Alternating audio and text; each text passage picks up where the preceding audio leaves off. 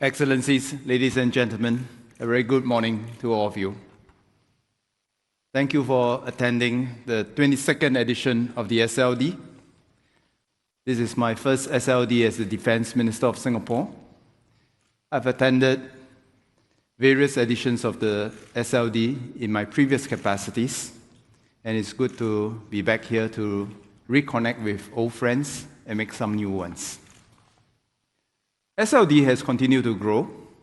We have more than 40 ministerial level representatives, over 40 chiefs of defense forces, senior defense officials from around 47 countries.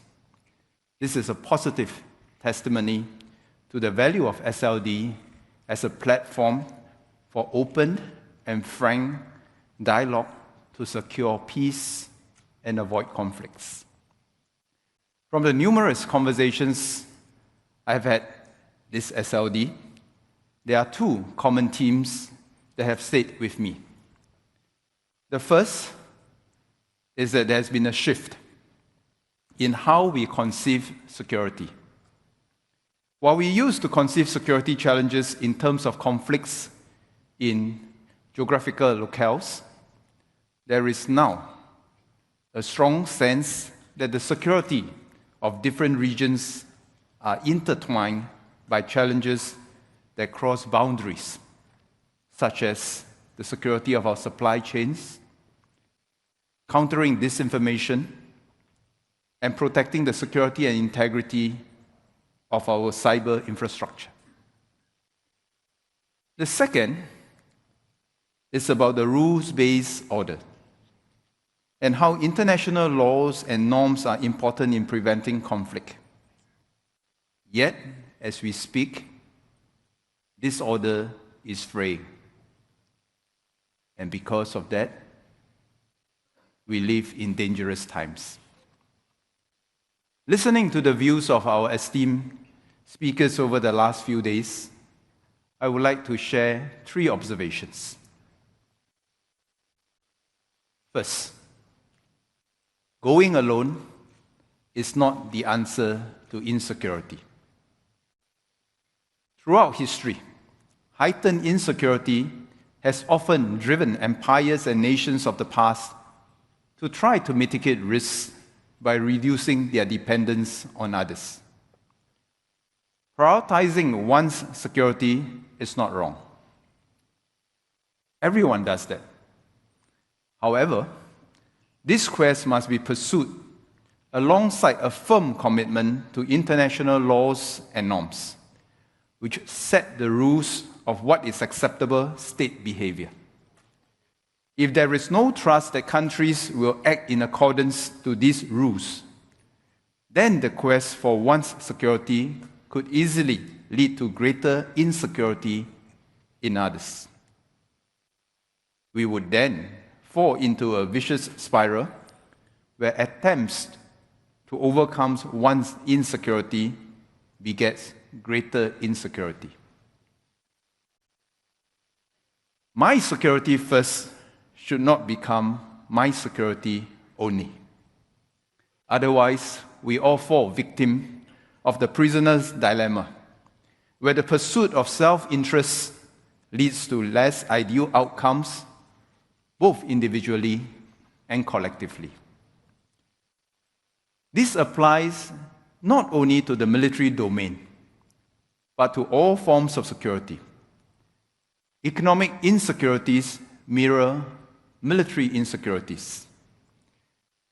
Malaysian Prime Minister Datuk Sri Anwar Ibrahim made a similar point yesterday. When trade falters, the consequences ripple far beyond any one region.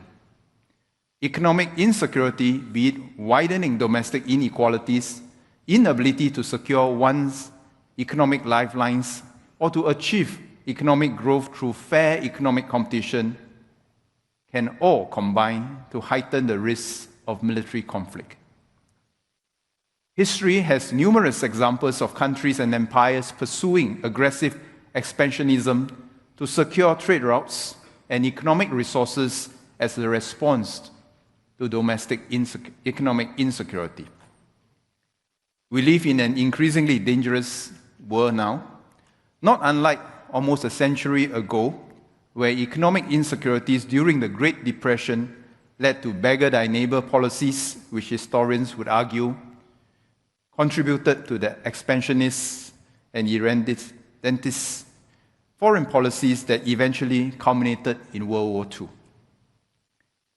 Competition and cooperation are not mutually exclusive. The greater the competition, be it in the security or economic domains, the more we need guardrails to ensure that competition does not descend into conflict. These guardrails include commitment to resolve dispute peacefully and in accordance to international laws, channels of communications so that we remain open to de-escalation, and confidence-building measures to reduce the risk of miscalculations. Take Singapore and Malaysia, for example. In 2003, Malaysia initiated international arbitration under UNCLOS against Singapore over disagreements about our reclamation works. Both sides respected the International Tribunal for the Law of the Sea's direction to conduct a joint study of the impact of the reclamation works. Both countries managed to reach an amicable settlement. While the issue began with acrimony, the warmth and civility between the negotiating teams led to an amicable resolution. Today, Singapore and Malaysia continue to have our differences, but as Datuk Sri Anwar has said, we have continued to deepen our cooperation, and the Johor-Singapore Special Economic Zone is a different kind of border defined not by division, but united by a shared purpose. It is in our common interests, therefore, to ensure that these guardrails remain relevant to all and build new guardrails to manage emerging security challenges. Next, international cooperation starts with domestic confidence. US Secretary of Defense Pete Hegseth said that credible deterrence starts at home. For Singapore, we recognize that capability development is a long-term endeavor that transcends political cycles, and we must have the confidence and the determination to stay the course in our investment in our defense capabilities. But international cooperation and effective diplomacy must also start with domestic confidence. And this is the point. International cooperation starts with domestic confidence. Externalizing one's domestic issues cannot be the solution to one's domestic challenges. On the other hand, domestic cohesion, policy coherence, and leadership continuity enable countries to build credibility, and it is easier to work and negotiate with a credible partner. A secure government, with the strong support of its people, will have the leadership confidence to sustain strategic partnerships to address common security challenges, reach mutually beneficial agreements to resolve disagreements peacefully, and play an active and constructive role in shaping and upholding the rules of our global order. And one can say the converse is also true. Hence, domestic security and external security must be mutually reinforcing. One cannot happen without the other. Political and military leaders must arrest the instinct or temptation to go it alone when they feel insecure. Only then can we avoid conflict and keep the peace. My third and final point is that all states have agency and responsibilities. I'm glad that French President Emmanuel Macron spoke about strategic autonomy and sovereignty. In a fragmenting global security and economic order, it is tempting for small states, including many of us in Southeast Asia, to ask whether agency is possible, and if we must choose a side. The strategic context for us in the region is as such. It is said that China's presence is a geostrategic reality. The US engagement of Southeast Asia is a geostrategic policy. And if so, Southeast Asia engagement of the US, China, and others must be our geostrategic necessity.